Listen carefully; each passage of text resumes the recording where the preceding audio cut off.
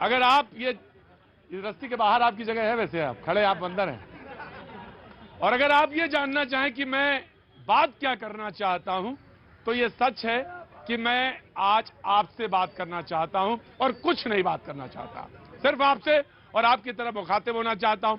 वो तमाम सारी जनता जो लगातार शो के साथ जुड़ती है, शो के साथ आती है, मैं उसके साथ मिलना चाहता हूं। जी जी जी जी भैया जी, भैया जी, भैया जी, बहुत बहुत शुक्रिया, थैंक यू सो मच। एक बार आपके लिए बहुत बहुत शुक्रिया। मैं आप सारे लोगों के लिए जो बेइंतहा 2019 में आपने बेइंतहा प्यार दिया, मैं उसके लिए बहुत बहुत शुक्रगुजार हूं। और ये शो आपकी बदौलत, आपके मुद्दों को लेकर चलता रहा। हाँ, ये मुझे मालूम है कुछ चीजों में मैं बेहद असफल रहा, और वो ये कि दिल्ली की शाम बेहद खतरनाक होती है, उसके सबूत हमेशा मिलते रहे मुझे, और ये मुझे मालूम है। आज आप कोऑपरेट करेंगे, मैं आपके साथ। जी, कहां से हैं आप? मैं लखनऊ से हूं, जहां लखनऊ की एक छोटी सी मैं 30 सेकंड की कहानी सुनाना चाहता हूं। आज के 21 साल पहले एनडीए के एसएसबी में एक लड़का गया था, उससे लास्ट क्वेश्चन पूछा गया कि आप फौज में क्यों भर्ती होना चाहते हैं। उसका आंसर था कि मैं फौज में परमवीर चक्र जीतने के लिए भर्ती होना चाहता हूं। ब्रिगेडियर ने पूछा कि आपको पता है कि ज्यादातर लोग मरने के बाद उनको दिया जाता है। बोला, मैं जीते जी उसको लेके आऊंगा। और वो हमारे हीरो थे कैप्टन मनोज पांडे। मैं वहां का रहने वाला हूं। Sub inspector Roshan Singh from Indo Tibetan border police force, China security में हमारी फौज है। और न्यूज 18 को मैं एक थैंक्स बोलना चाहता हूं कि हम 7 जुलाई को जीरो बॉर्डर पे गए और 17 अगस्त को हम लोग आए। लगभग 5 महीने के टाइम पे कोई इंटरनेट नहीं था, कोई मोबाइल नहीं था, सिर्फ 30-40 लोगों का एक ग्रुप। बट 5:45 पौने 6 बजे हम भैया जी का शो कभी मिस नहीं करते थे। और भैया जी का ये डायलॉग कि जहर मत घोलना, उस पोस्ट का सबसे फेवरेट डायलॉग बन चुका था। कहां पे, कौन से बॉर्डर पे? मैं अरे भाई सैनिक, जरा सर ऊपर करके बात करो। हाँ, मैं ये बताना चाहता हूँ पूरे देश को, ये जो मुद्दा फैला हुआ है अभी एनआरसी सीए। पहले मैं जानना चाहता हूँ कौन से बॉर्डर पे आप? मैं चाइना बॉर्डर अरुणाचल प्रदेश पे हूँ। मैं कुछ सीक्रेसी लीक नहीं करना चाहता। नहीं, मैं पूछना भी नहीं चाहता आपसे। मैं ये जानना चाहता हूँ, वहाँ भी भैया जी दिख जाते हैं क्या? भैया जी आप हीरो हैं पूरा। इतनी देर से यही सुनना चाह रहे थे, यही मिल नहीं रहा था। कैसे हैं भाई? बहुत ज्यादा ठंड पड़ रही है दिल्ली में? ज्यादा ही, बहुत ज्यादा पड़ रही है। तो ऐसा करते हैं भाई रोशन, आप तो चाइना बॉर्डर से आए हैं, वहीं चलते हैं, वहां कम ठंडक है। बिल्कुल बिल्कुल बिल्कुल बिल्कुल बिल्कुल चलते हैं। बहुत कम ठंडक है वहां से, यहाँ तो ज्यादा है, वहीं चलते हैं। हिमालय में कम ठंडक है। हिमालय में कम ठंडक है, और ये बात सच है कि दिल्ली में ज्यादा ठंडक है। और ना हो तो सबूत दिखाऊं मैं दिल्ली के ठंडक के। चुप रहिए। बहुत बहुत शुक्रिया, थैंक यू। मैम, आप कहाँ से हैं? दिल्ली से। दिल्ली से। क्या काम करती हैं? Hospital working. हॉस्पिटल में?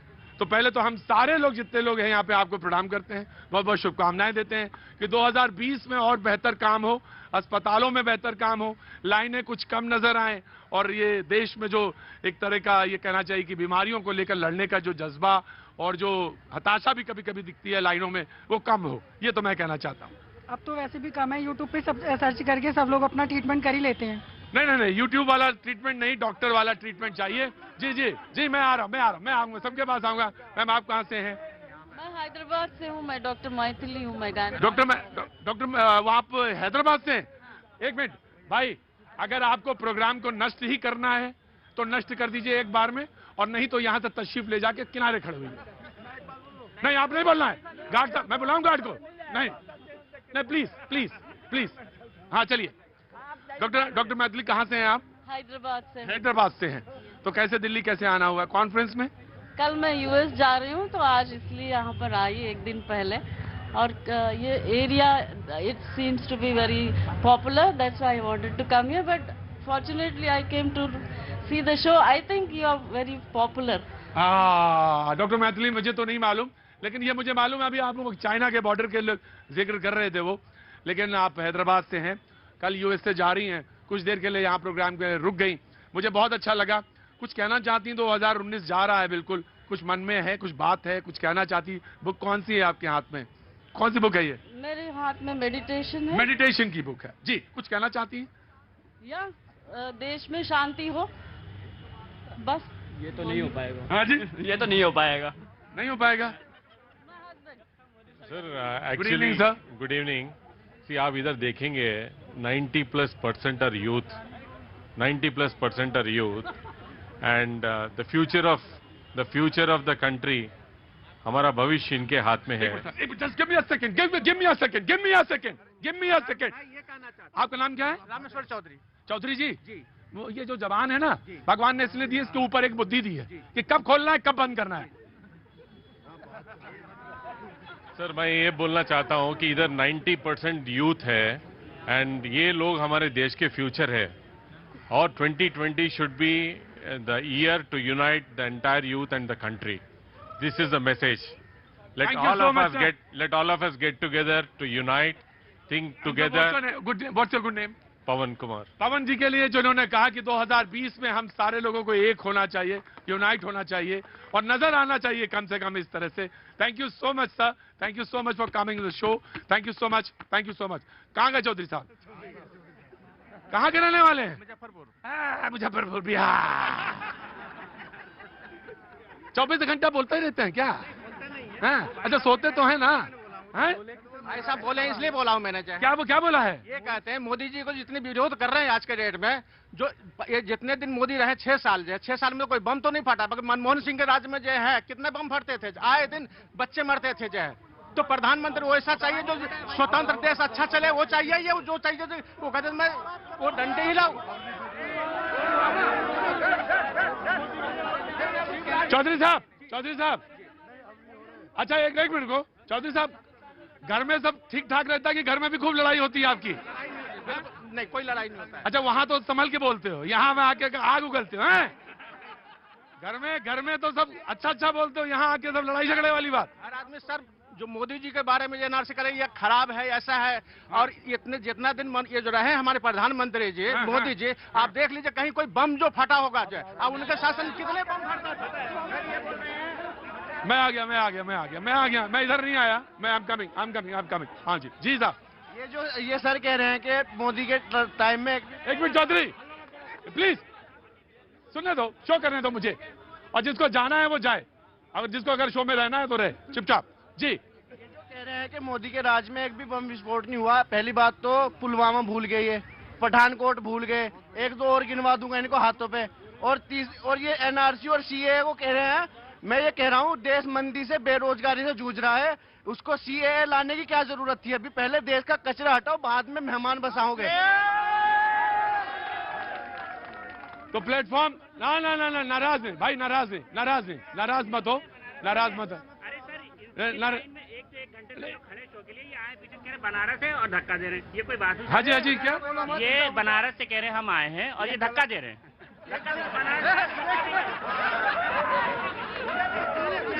बनारस से आएंगे तो धक्का दे देंगे भैया जी। आप बनारस से आए तो धक्का दे देंगे। अरे ये बनारस से आए कुछ भी कर सकते हैं,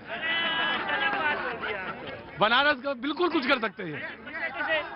इन्होंने कहा कि आप थोड़ा लंबे चौड़े जय बाबा विश्वनाथ। बिल्कुल उनको बताइए कि विश्वनाथ जी का आशीर्वाद मिलता है तो लोगों का कल्याण। अरे विश्वनाथ का आशीर्वाद है तो धक्का थोड़ी दे दोगे। बता रहे हैं हम बनारस से ये कह रहे हैं कि आपकी पर्सनालिटी। तो बापा जी, तो जो मेहमान हमारे आ गए हैं इससे पहले की जमाई ज्यादा लें, मैं मुखातिब होता हूँ उनकी तरफ। जी मैंने देख लिया था। आप सोचते हैं कि मेरी 2 ही आंखें हैं, मेरे 2 आंख तो सामने और 2 आंख पीछे रहती हैं। बहुत बहुत शुक्रिया। राहुल त्रिवेदी आज हमारे पास मौजूद हैं जो बीजेपी का पक्ष रखेंगे, बहुत बहुत शुक्रिया। दीपक झा जी हमारे साथ मौजूद हैं जो कि राजनीतिक विश्लेषक हैं, बहुत बहुत शुक्रिया दीपक। अवधेश कुमार जी वरिष्ठ पत्रकार हमारे साथ मौजूद हैं। मुदस्सिर जमा खान साहब कुछ देर में हमारे साथ तशरीफ लाने वाले हैं। ममता काले राजनीतिक विश्लेषक के तौर पे हमारे साथ मौजूद है। Ma'am thank you so much for coming. Masood Hashmi साहब अध्यक्ष इत्तेहाद सोसाइटी से हमारे साथ मौजूद हैं, बहुत बहुत शुक्रिया, thank you so much. Mohammad Rafi Ata साहब आज मौजूद हैं, बहुत बहुत शुक्रिया, रोज की तरह थैंक यू सो मच। और हमारे साथ मोहम्मद आसिफ साहब मौजूद हैं, बहुत बहुत शुक्रिया, थैंक यू सो मच। बातचीत का सिलसिला शुरू करने को मुझे कहा गया है। 2021 में जनगणना होनी है, हर 10 साल में होती है। 2010 और 11 में जब हुआ तो एक एनपीआर बना, नेशनल पीपुल्स रजिस्टर, ठीक है साहब, ये जोड़ा गया था और उस समय यूपीए की सरकार थी। 2021 में भी एनपीआर है जो कि प्रक्रिया है जिसके लिए कि लगभग 8,000 से कुछ ज्यादा, 8,000 करोड़ से ज्यादा अपडेशन के लिए वो एक ऐसा रजिस्टर जिसमें हर शख्स का नाम होता है, और जो अब नए हैं वो नाम उस पर जोड़ा जाएगा। तो एनसीए था, एनआरसी था, और अब लोगों ने कहा ये नया शगुफा का क्या आ गया एनपीआर, हम तो नहीं मानेंगे साहब, हम तो नहीं मानेंगे। तो एनपीआर वो है कि नेशनल पीपल रजिस्टर, जो कि सबको इसमें सम्मिलित करने की बात कहता है और डाटा रखने की बात कहता है। सवाल यह है कि इस डाटा से होता क्या है, जरूरी क्यों है डाटा? डाटा जरूरी इसलिए है कि आपकी पहचान, आपका जो लेखा जोखा है, आपकी जो योजनाएं हैं, आप तक पहुंच पाए। सवाल यह है कि एनसीए पे तमाम सारी बातें हो चुकी, आप सारे लोग बहुत समझदार हैं, आप सारे लोग अच्छी तरह से बात जानते हैं कि इसको नागरिकता लेने या देने की बात सब लोग अच्छी तरह से भली बात परिचित हैं। जितना हो हंगामा मचा नहीं होना चाहिए, यह गुजारिश है सबसे कि ये बात नहीं होनी चाहिए थी। मैं ये मानता हूं कि आप सब समझदार हैं। बातचीत के सिलसिले को मैं शुरू करने जा रहा हूं, मैं आपकी तरफ भी मुखातिब होऊंगा, मैं आऊंगा। जी जी सर, खड़े रहिए जी, इससे अच्छी कोई बात नहीं हो सकती थी। भारत माता की, जरा जोर से बोलिए तो ये 2020 तक सुनाई पड़े। भारत माता की। बहुत बहुत शुक्रिया, थैंक यू जी। सर मलिक साहब, मलिक साहब, आप दिल्ली यूनिवर्सिटी के प्रोफेसर हैं। सर हम आपको 5 मिनट देंगे। आप दिल्ली यूनिवर्सिटी के प्रोफेसर हैं। सर आप दिल्ली यूनिवर्सिटी के प्रोफेसर हैं। मलिक साहब, जब आप पढ़ाते तो कोई भी बच्चा कहीं से भी घुस आए और कहता था मैं आगे बढ़ जाता था। इस मुल्क की परेशानी यही है। मलिक साहब माफ करिएगा, बाप के मुकाबले हैं आप, लेकिन मैं एक बात कहूंगा आपसे, जब भी आएंगे, जहां से आएंगे, खड़े हो जाएंगे कि मुझे बोलने दीजिए। No, you have to wait, this is my class and you have to wait. Ata साहब, मैं आपसे जानना चाहता हूं, आप चले कहां गए थे? आप भागे कहां थे? बैठे थे और बैठे बैठे गायब हो गए। ऐसा है, और भी कम है जमाने में। इसके सिवा मैं रिश्तेदारी में गया था, देखिए मसरूफियत होती है, रिश्तेदारी में गया था और शादियां थी लड़कियों की रिश्तेदारों में, तो लगन लिखते हैं हमारे यहाँ, तो लगन की चिट्ठी लिखते हैं। आप तो मुस्लिम हैं, आपके यहाँ लगन कैसे लिखी जाती है? क्यों नहीं लिखी जाती? देखिए मैं अवधेश जी को कोट करूंगा, ये अवधेश जी के लिए है और मेरे भाई ये राहुल जी हैं, इन लोग हैं, ये जो करते हैं ना संस्कृति भगवा। आज मैं बता ही देता हूँ कि इस्लाम में भी क्या है। भगवा का तो मैंने एक दिन पहले भी जिक्र, पहले जो पूछा वो जवाब दीजिए। उसी का जिक्र कर रहा हूँ सर। मेरे यहाँ संस्कृति से जुड़ा हुआ शब्द है, ये संस्कृति से जुड़ा हुआ मामला है। तो लड़की की शादियों में लगन लिखा जाता है और राजस्थानी संस्कृति में पीला दिया जाता है। पीला होता है ना, पीला एक ओढ़नी होती है, उसे पीला ही बोलते हैं राजस्थान में। वो राजस्थानी संस्कृति का होता है। उसमें एक ओढ़ में चावल बांधते हैं, एक में चौन्नी बांधते हैं और एक में आल की लकड़ी बांधते हैं। चारों कोनों पे बांधते हैं, बीच में गुड़ देते हैं। गुड़ देके वो एक चिट्ठी लिखते हैं, 5 आदमी बैठ के, वो लड़के वालों को भेजते हैं। तो सर 3-4 जगह रिश्तेदारी में ऐसी शादियां थी, तो वहां गया हुआ था। बाकी मैं अवधेश जी को यह बताना चाहता था, जो बताना था वो तो तुमने मुल्क को बता दिया। नहीं, जिनको समझ में सर रुकिए मलिक साहब, जिनको समझ में आया हो या ना आया हो, लेकिन असल हिंदुस्तान यही है गुरु।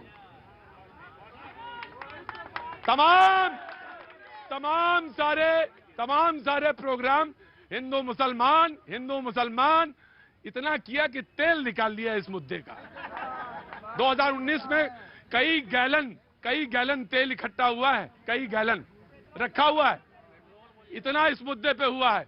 मैंने पूछा मोहम्मद रफी अता साहब से कि मोहम्मद रफी अता साहब आप कहां गायब हो गए थे? बोले साहब वो लगन लिखने गया था, हमारे यहाँ पीला चावल गुड़ ये भी किया जाता। चुप रहिए, ये दिया जाता है। क्या हिंदुस्तान है और क्या है ये जमीन? और उसके बाद मुद्दे कितने गर्म हैं, सड़कों पे हजारों लोग इकट्ठा हैं। मौका मिल जाए मलिक साहब, मौका मिल जाए तो हम आप साबित नहीं हैं, ये हैं। मैं आ रहा हूं मलिक साहब, आज आपकी परीक्षा है, देखिए पास होते हैं कि नहीं। देखा आपने, बिल्कुल देखा, और यही भारतीय जनता पार्टी बताती है कि सबका साथ, सबका विकास, सबका विश्वास, ये भारतीय जनता पार्टी तोड़ने का काम नहीं करती है। और हमारे प्रधानमंत्री मन से बोल चुके हैं कि भारत का सारे नागरिक का विकास ही हमारा अंतिम लक्ष्य है, चाहे हिंदू हो या मुसलमान हो, और सारे नागरिक एक हैं। कोई भी नागरिक हमसे अलग नहीं है, वो हिंदू हो, मुस्लिम हो, सिख हो और ईसाई हो। हम किसी के विरोध नहीं है। जितना हम भारत के अल्पसंख्यकों को तेरी तारीफ कही थी, सब वापस ले लूंगा। जितना हम भारत के अल्पसंख्यकों को सम्मान देना चाहते हैं, उतना ही पाकिस्तान, बांग्लादेश और अफगानिस्तान को अल्पसंख्यकों को सम्मान देना चाहते हैं। बस यही बात है और यही समझाना है। तोड़ेंगे सबका विश्वास। मैं आया मोहम्मद रफी, आज तो आप कुछ भी ना बोले, तब भी आपने जो बोल दिया है वो अपने आप में बहुत काफी है। मैं आ रहा हूँ। अता साहब को तो दिल कर रहा है कि यहाँ पे गले लगाते राहुल जी बैठ के खड़े हो गए। अरे हम सबको गले लगाते हैं, सुन लीजिए।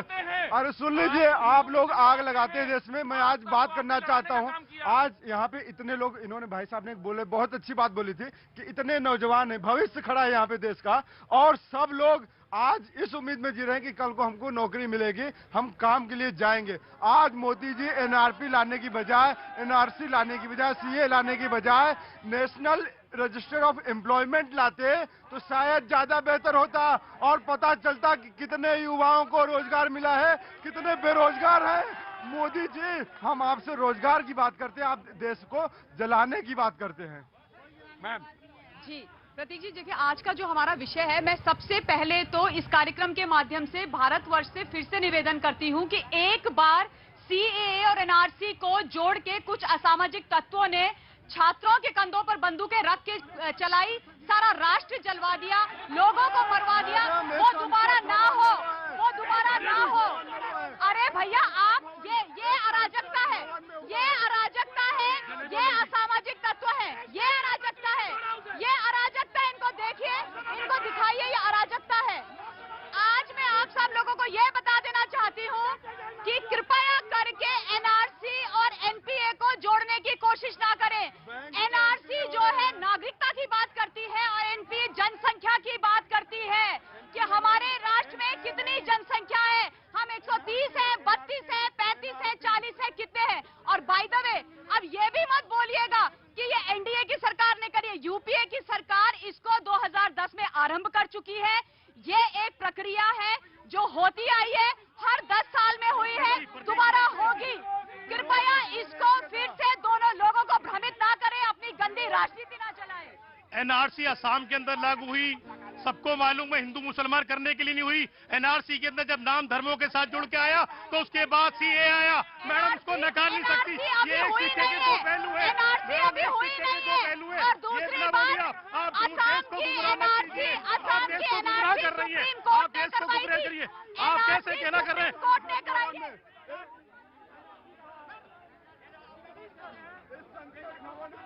मैं कह रहा हूँ एनआरसी कहाँ है?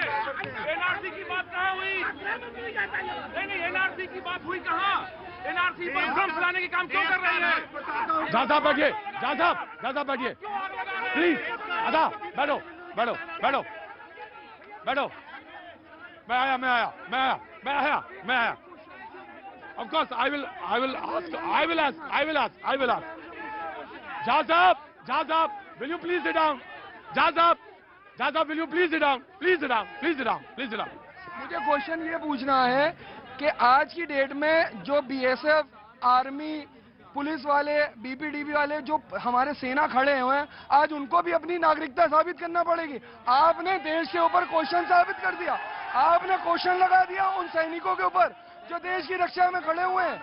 आप बीपीडीबी वालों के ऊपर क्वेश्चन लगा रहे हैं कि जो देश की रक्षा में खड़े हुए हैं, उनको भी आपने लाइन में लगा के खड़ा करेंगे। आप जवाब दीजिए। सवाल मैं आ रहा हूँ चौधरी साहब, आप यू हैव टू वेट, देखेंगे कैसे।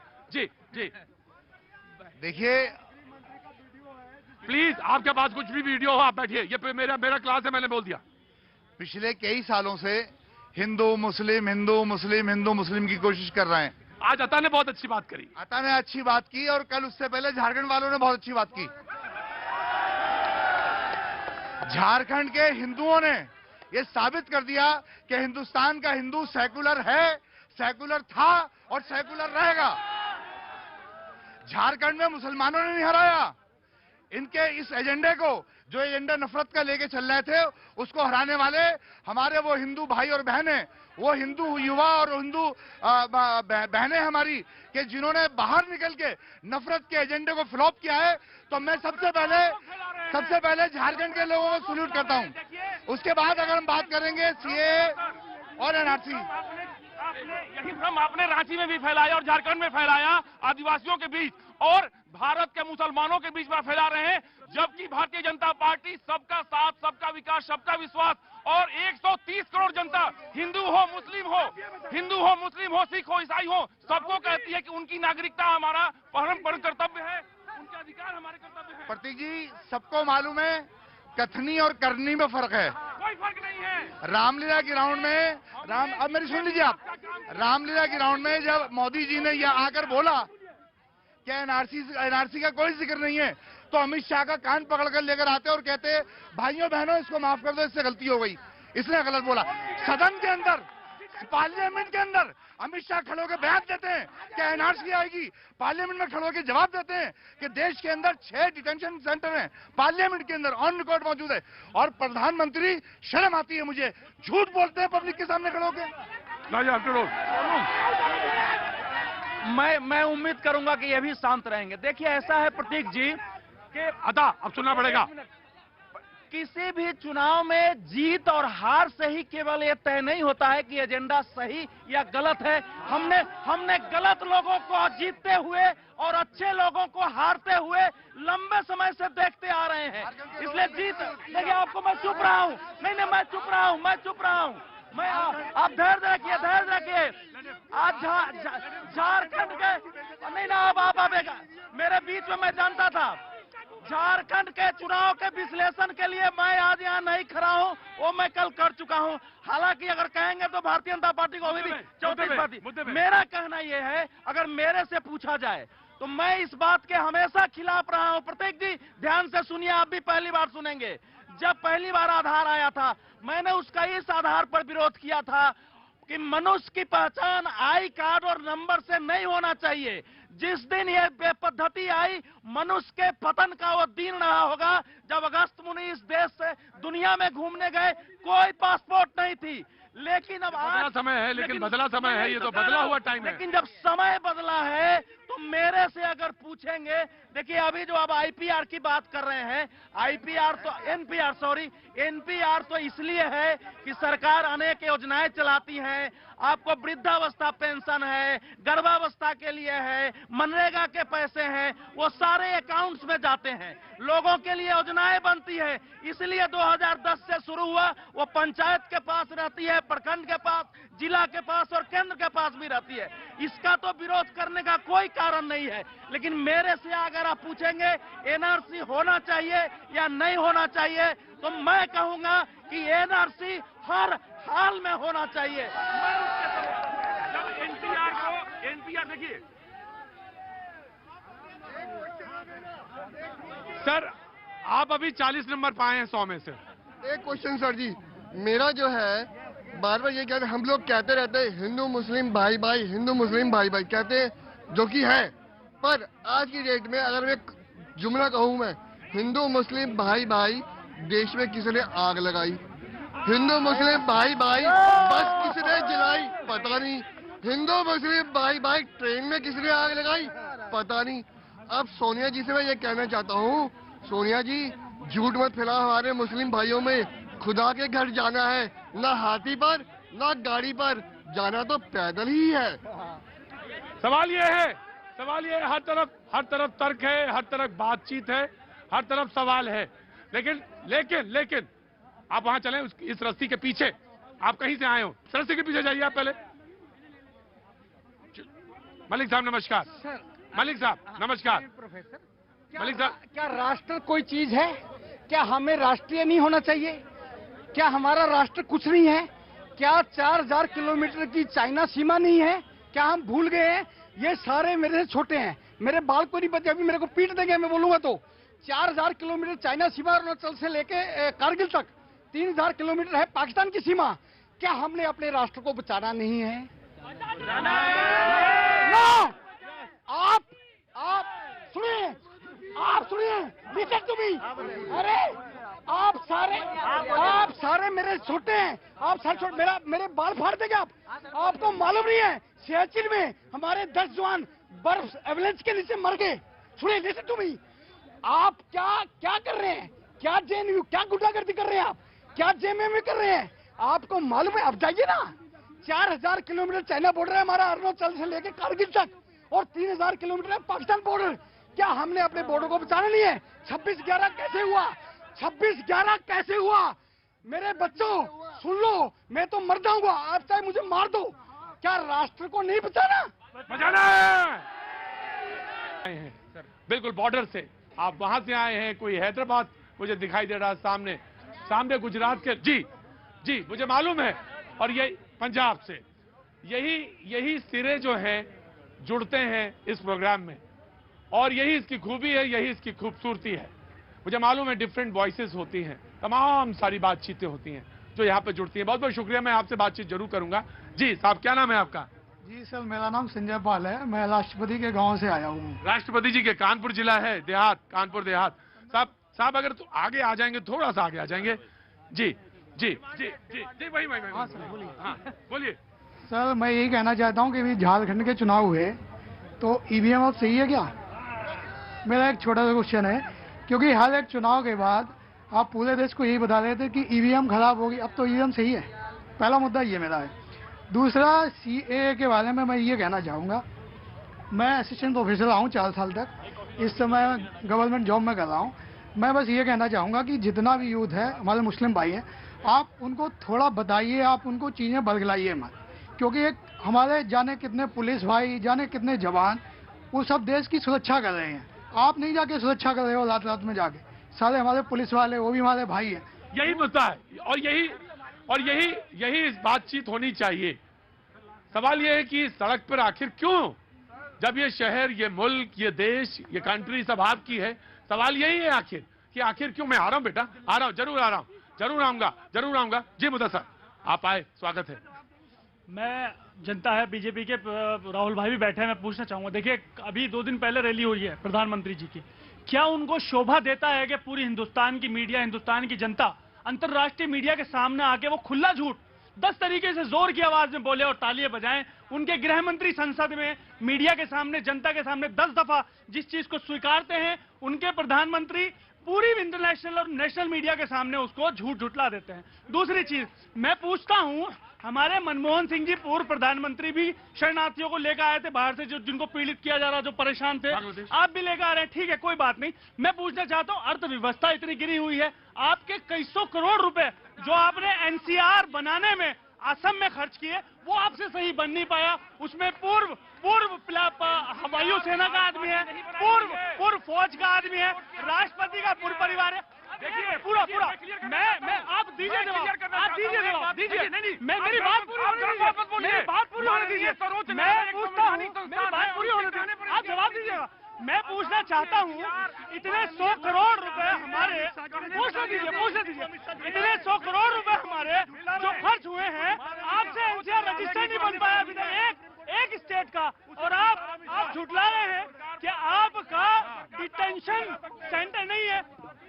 देखिए असम में जो एनसीआर आया उसके लिए आप भाजपा सरकार को दोष नहीं दे सकते, राजीव गांधी ने लाया था, और उसके बाद माननीय सर्वोच्च न्यायालय के कहने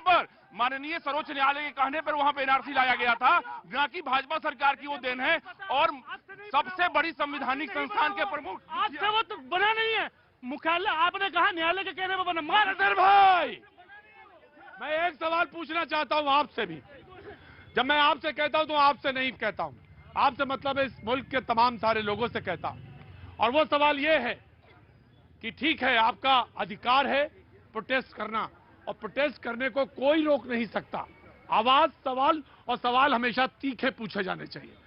लेकिन जो आपने पूछा कि जो प्रॉपर्टी नुकसान हुआ है, जो प्रॉपर्टी का नुकसान हुआ है, उसका भी डाटा आना चाहिए,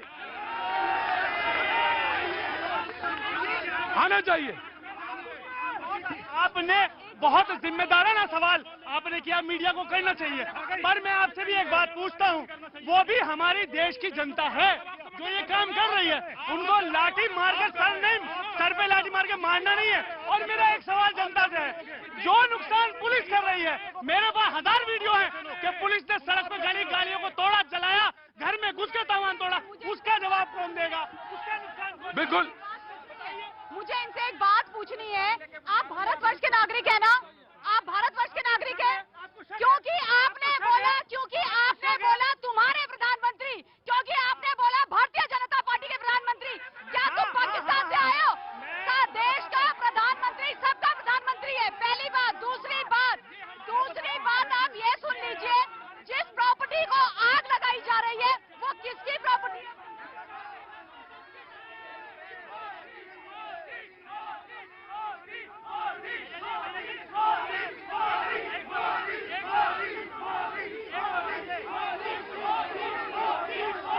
एक मिनट पहलवान, लो, अगर नारे लगाओ तो ये प्रोग्राम मैं बंद कर देता हूं। Of course you have full right to ask a question, लेकिन this is not the way to ask, right? Of course, one by one I will give you. One by one. Asif, no, you will not discuss with them. जी, आसिफ भाई, जो हरियाणा के अंदर आंदोलन चला, उसके अंदर सरकार ने वोट लेने के लिए बलात्कारियों तक को फ्री कर दिया। वहां के अंदर जो लोगों ने नुकसान पहुंचा प्रॉपर्टी का, सारा खत्म कर दिया एक धर्म के आधार पे आंदोलन को जोड़ने के बाद में। अब बात करते दूसरा, जब कोई भी आंदोलन होता है उसकी सरकार 144 लगा के बंद कर देती है, उसको प्रदर्शन कराने के लिए कौन से अधिकार का सरकार हनन नहीं कर रही है? जब सरकार को रैली करनी होती है तो धारा 144 21 तारीख की रात को हटा ली जाती है। आसिफ भाई, इस मुल्क में पहली बार 144 लगी है। हमेशा लगती आई, मैं जवाब दे रहा हूँ, लगती आई है जब प्रधानमंत्री की रैली होती है तो उस रैली के लिए 144 क्यों हटा ली जाती है? आज मंडी हाउस पे प्रदर्शन हो रहा है, 144 लगा दी, क्यों लगा दी गई? आप गारंटी देंगे कि कोई भी रेल, कोई भी बस, कोई भी सार्वजनिक संपत्ति नहीं खराब होगी? आप दीजिएगा? प्रियंका जी को क्यों नहीं जाने दिया? वो तो दो थे, उन्हें कहते धारा 144 लगी हुई है, उन्हें क्यों नहीं जुआ? और अभी ममता कालेजी जो बोल रही है क्या तुम्हारे प्रधानमंत्री? अब मैं एक बात कहना चाहता हूँ, जो प्रधानमंत्री मुझे मेरे कपड़ों से पहचानेगा, वो कैसे मेरा प्रधानमंत्री हो?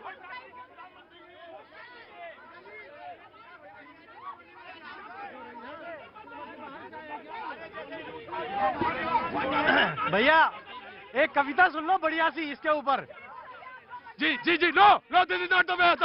अतः संवैधानिक पदों की मेरे प्रोग्राम में बिल्कुल आपको रिस्पेक्ट करनी पड़ेगी, और अगर नहीं करेंगे तो प्लीज बताइए। जी, प्रधानमंत्री है जी, इस पर कोई डिस्कशन नहीं होगा, प्रधानमंत्री वाली इस बात पर। गांधी के विरोधी ma'am please cool down, ma'am Mamata cool down please. No, please cool down. I am saying please. Gandhi के विरोधियों पुजारियों का मेले है, राजनीति छाप और नेवले का खेल है। आज कांग्रेसियों का देखो तुम कमाली जी, क्या हुआ जो जूतियों में बट रही है दाली जी। कांग्रेस नेहरू और गोखले की जानी थी, कांग्रेस गांधी जी तिलक का स्वाभिमानी थी। कांग्रेसी टॉपिकल जो शीश पे थी शेरों के, आज पैरों में अरे गहरे नत्थू खैरों के, आज पैरों में। मैं आपका नाम जानना चाहता हूँ। मदन सिंह चौहान साहब, मैं आपसे एक गुजारिश करना चाहूंगा कि आप कविता लिखते हैं, आपके हाथ में लेखनी होती है, और जिसके हाथ में कविता हो, जिसके वाणी में कविता हो, जिसके हाथ में लेखनी हो, उसको बेहद ईमानदार होना चाहिए, बेहद ईमानदार। मैंने सब कुछ कह दिया, मुझे जो कहना था मैंने कह दिया, इसके बाद मैं कुछ नहीं कहूंगा। जी, मैंने सब कुछ कह दिया।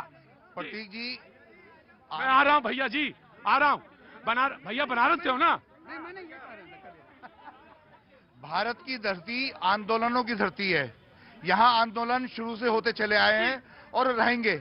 और ये जो आंदोलन इतना बड़ा है, ये सिर्फ सीएए और एनआरसी नहीं है, इसके पीछे जनता परेशान हो चुकी थी बेरोजगारी से, जनता परेशान हो चुकी थी झूठे वादों से, जनता परेशान हो चुकी थी खोखले वादों से। जनता परेशान हो चुकी मक्कारी के नारों से। जनता का सब्र का पैमाना टूटा है। ये इसको इन आंदोलनों को मुसलमानों का नाम मत दो। इसमें हिंदू, मुसलमान, सिख, ईसाई लगा के नॉर्थ ईस्ट से लेके और कन्याकुमारी तक सब लोग इसमें शामिल हैं। क्योंकि ये देश के खिलाफ एक बात आई है और देश को तोड़ने वाला कानून आया है, इसलिए इसके सब खिलाफ है। देखिए मैं तो अभी जनता बहुत चीख रही है, एक बात पूछना चाहता हूँ। प्लीज भाई, अभी महाराष्ट्र के इलेक्शन में जिसके नाम पर इन्होंने वोट मांगे, बीजेपी ने चक्की पीसिंग कर करके अपना नंबर आया, रातों रात उसकी सारी जांच बदल गई, उसे सरकार में ले गए, सीएम बना दिया, और जब बनाने के बाद सरकार गिनने का नंबर आया वो छोड़ के चले गए। तो मुझे बताइए, जो इतने क्राइम करने के, इतने घोटाले करोड़ों रुपए के जिसके ऊपर थे, भाजपा सरकार में आने के बाद वो क्यों गायब हो जाते हैं? देखिए, हमने वहां पर एक गठबंधन के रूप में हमने वहां पर चुनाव लड़ा था और हमारी गठबंधन वहां पर पूर्ण बहुमत में आई थी महाराष्ट्र में।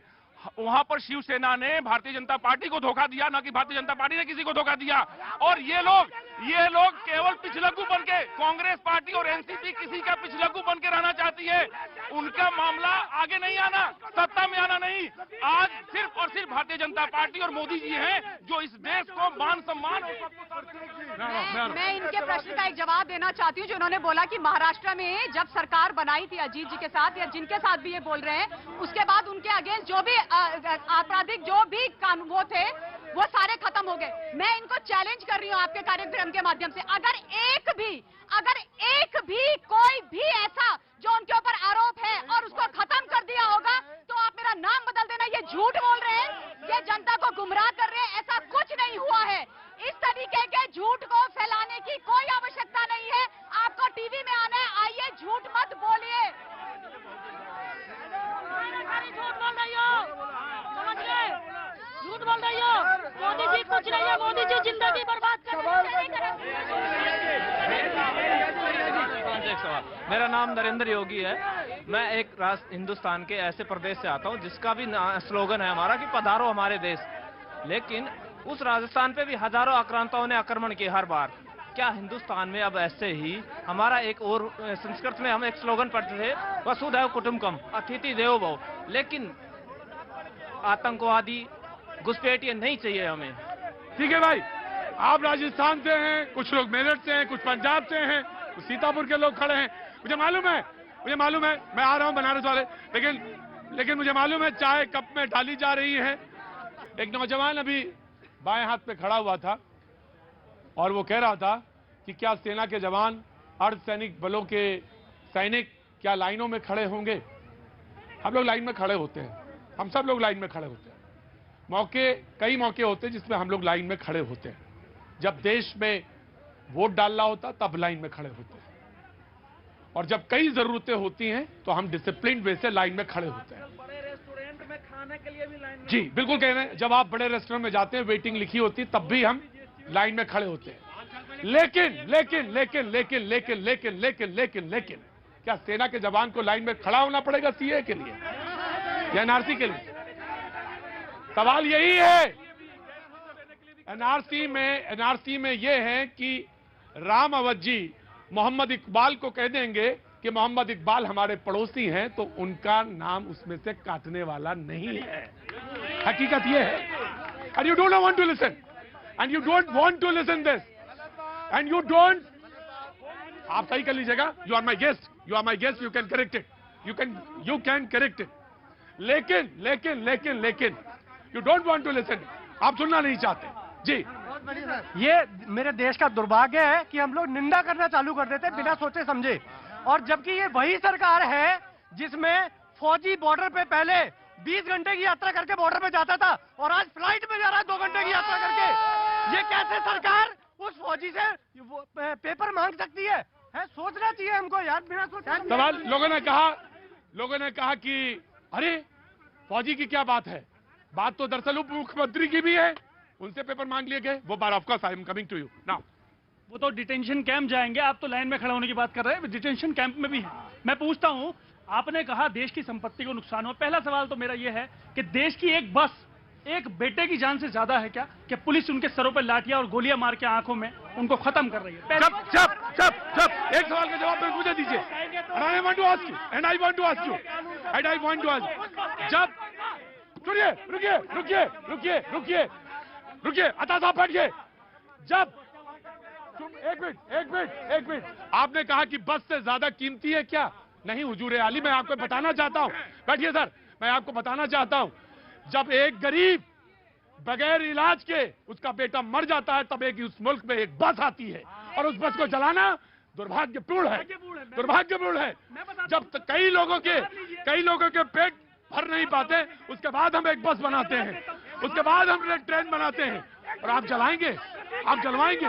जरूरी बात कहूंगा, हिंसा का कोई स्थान नहीं है, बिल्कुल हिंसा का कोई स्थान नहीं है।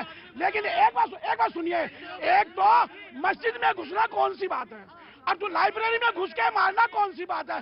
दूसरा, एक और सुनिए, मुसलमान 3 तलाक के वक्त रोड पे नहीं आया, मुसलमान 370 के वक्त रोड पे नहीं आया, मुसलमान राम मंदिर का जो फैसला हुआ उसे सीने से लगाया और मान दिया।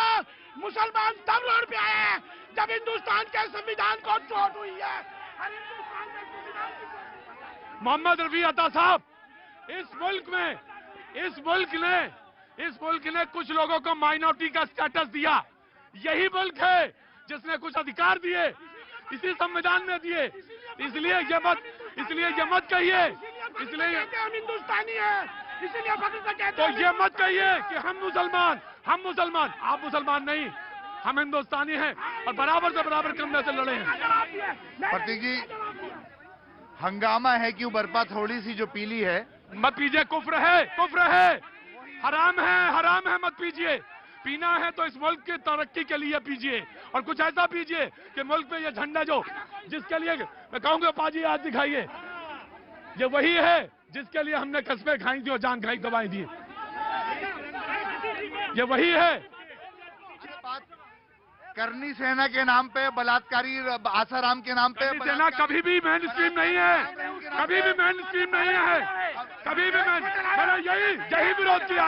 मैंने यही विरोध किया है, तो मेन स्ट्रीम नहीं है। नो,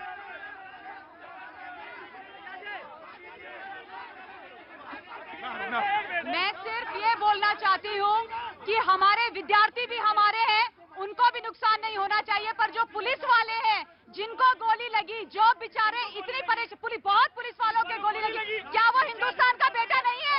क्या वो हिंदुस्तान में किसी का पति, किसी का बेटा, किसी का भाई नहीं है? और वो उपद्रवी छात्रों को गोली नहीं, उपद्रवी जो लोग हैं उन्होंने ही आपस में एक दूसरे को मारा है।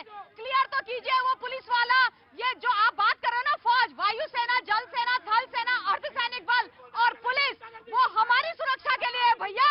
जब हमारे को मौका मिलता है हम उनको गलियाने लग जाते हैं, जब हमको मौका मिलता है हम कहते हैं पुलिस वाले कहां से आ गए। अरे अगर उनको आप मारोगे तो वो क्या करेगा? महोदय, एक मिनट, मेरा नाम शैलेश चौबे है और मैं विंध्य नगरी मिर्जापुर का निवासी हूँ महोदय। मेरा शैलेश चौबे नाम है, मिर्जापुर से आया हूँ मैं। मेरा ये कहना है कि इस देश में जो भी धार्मिक कट्टरता सभी धर्मों में आपसी एक बनी हुई है, उससे हटकर देश को विकास के लिए सोचा कि सरकार ने हमारे लिए क्या किया। महंगाई और बेरोजगारी पे कोई आवाज नहीं उठाएगा। इस बिल से किसी कोई नुकसान नहीं होगा, सबके हक में है ये बिल, चाहे वो मुस्लिम हो चाहे हिंदू हो, सबके हक में है। लेकिन उसको अपने लिए कुछ न मांगकर, विकास के और बेरोजगारी पे मुद्दा न उठाकर ये सिर्फ देखिए, ऐसा इन्होंने कहा कि यह देश आंदोलन का है। गांधी ने आंदोलन का नाम सत्याग्रह दिया, उसमें सच्चाई होनी चाहिए पहले। और आंदोलन में अगर इस प्रकार के नारे लगते हैं जो किसी समाज के विरुद्ध है, अगर पत्थर चलते हैं तो आप मान लीजिए कि आप बेलगाम घोड़े पर सवार हैं। दूसरी बात कि आंदोलन के नाम पर ये भ्रम पैदा कर रहे हैं। देश में किसी मुसलमान को कोई खतरा नहीं है, ये मुसलमानों के नाम पर देश को बरगलाने की कोशिश कर रहे हैं। मैं एक जिम्मेवारी से कहता हूँ कि इस देश के मुसलमानों को निकालने का उनकी नागरिकता। मैं प्रतीक जी, आपने मुझे टोका, मैं बताता हूँ। चलिए भी आपने कहा 20 उत्तर प्रदेश में मरे, मैं कहता हूँ ठीक है, उन्हें मार देना चाहिए था। मैं आपसे पूछता हूँ कि डिटेंशन कैंप में जो 28 लोग मरे, उन्होंने कौन सी बस चलाई थी? जो डिटेंशन कैंप में जो मारे गए उन्होंने, ये व्हाट्सएप पर चल रही है। नहीं, ये व्हाट्सएप पर चल रही है। मैं एक ही कहना चाहता हूँ, जामिया में पुलिस वाले गलत तरीके से गए, जामिया में पुलिस वाले गलत तरीके से गए, मैं उसका निंदा करता हूं, लेकिन उसके लिए इतना बड़ा आंदोलन और देश में जो घुसपैठी अगर गलत तरीके से बैठे हुए हैं उसके लिए देश क्या मानेगा क्या? देश ये हमारे सिर्फ नागरिकों का है। मैं सिर्फ ये बोलना चाहती हूँ, ये देश न हिंदू का, न मुसलमान का, न सिख का, ईसाई का, ये देश हिंदुस्तानी का है। जो भारतवर्ष की धरती में रहता है वो हिंदुस्तान का है। मैं आ रहा हूँ प्लीज, आराम से सारे लोग अपने हैं। नहीं प्लीज एवरीबडी नो, प्लीज मेरे भाई प्लीज ईमानदारी के साथ खड़े रहो मेरे भाई। लो मैं आ रहा हूँ। 3 बातें करनी है। माँ इलिया की नगरी इंदौर से आया हूँ। सबसे पहली बात, जब मैं दिल्ली में आता हूँ, जब मैं कोई बड़ी सोसाइटी में आता हूँ, तब अरे रुक जाओ, जब मैं बड़ी सोसाइटी में आता हूँ तो वहाँ का चौकीदार मेरे से सारी डिटेल मांगता है। तो अगर एक सोसाइटी में घुसने के लिए डिटेल्स लगती है, तो जब इस देश का चौकीदार आपसे डिटेल मांग रहा है तो उसमें क्या गलत है? दूसरी बात कि आप मेरे राम लल्ला के 70 इतने पुराने, हजारों साल पुराने प्रमाण पत्र मांग रहे हो, तो आपसे 70 साल पुराना प्रमाण पत्र मांगा तो उसमें बुरा क्या किया? उसके बाद प्रोटेस्ट करने के लिए मना नहीं है, विरोध करो, करना चाहिए, शांतिपूर्ण तरीके से करना चाहिए। अगर आप शांतिपूर्ण तरीके से विरोध करते हो तो हम मानते हैं, लेकिन यकीनन ये लोग किराएदार हैं, नहीं तो अपना घर। भैया हम देखिए काशी नगरी से आए हैं, जल्दी बात हो रही है। एक लाइन कहेंगे।